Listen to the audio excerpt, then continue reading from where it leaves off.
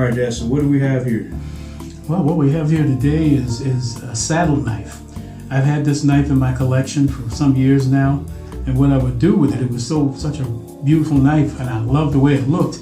I would just put it on the wall and hang it up like it's a picture. Well, I really didn't get into it and really find out about what the knife was about, and when I did, it's a really interesting history on this knife. Now, this is a knife that is the duplication of this knife was with a Parker company. It's called Parker Cutlery Company of Chattanooga, Tennessee. This is a reproduction of a knife that was manufactured in the 1840s by an Englishman named Abraham Leon. This is a knife that would have been carried by the early American frontiersmen around 1850, 51, 1840.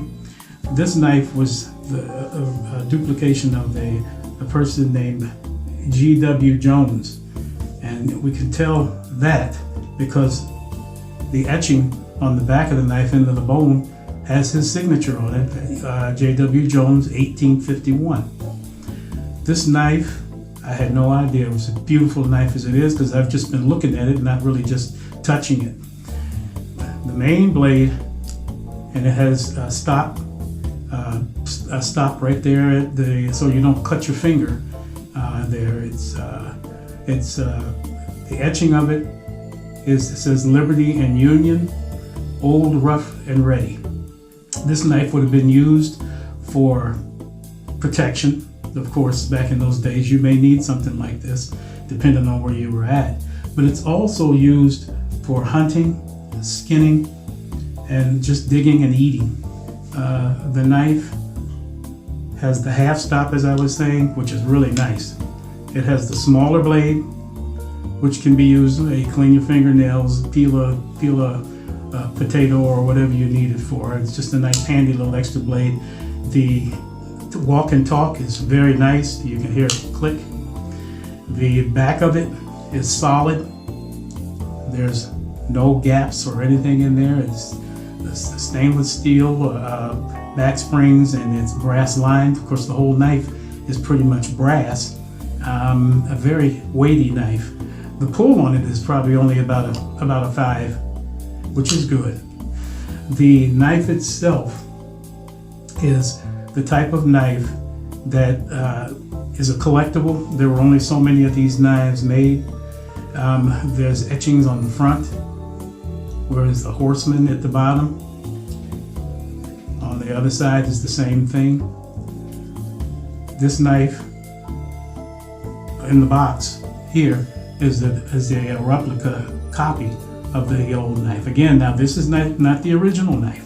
This is only a copy of the original knife from, as I was saying before, J.W. Jones.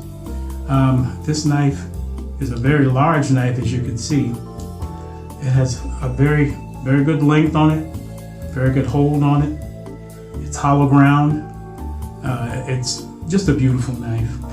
One thing about these knives is that they were manufactured or made in Japan, and the knives come here and are sold by the company. You can see on the handle, the hilt here, this is Parker Company, handmade knife. But these knives, a lot of the times when they're made out of the country, say for example in Japan, the Japanese knives used to be really, I'm not sure exactly, I haven't bought a Japanese knife in a while, but the ones that I have are excellent knives. This knife, as you can see, is hollow ground and could be razor sharp. This blade now, just out of the box, is pretty much razor sharp. But Japanese knives are very, very good knives from this time frame. The blade itself is very sturdy. There's no wobble. All the signs of a very good knife. Parker is a respected company. Parker used to be Parker Frost, but the two of them split up. I have Frost knives too, which are good knives. But this particular knife, I actually wish I had gotten at least a couple of them, because that's what I usually do. We'll buy two and use one. Because I didn't get but one, it's just a work of art for me, and I keep it just so that, just to save it as an art piece. One of these days, maybe one of my sons or grandson will get it and use it. Maybe they'll just use it or use it as an art piece. So again, Parker Company, very, very good knife, very weighty knife, a very usable knife from that time period. The way it fits in the box is, and there's a magnet that will hold it in place.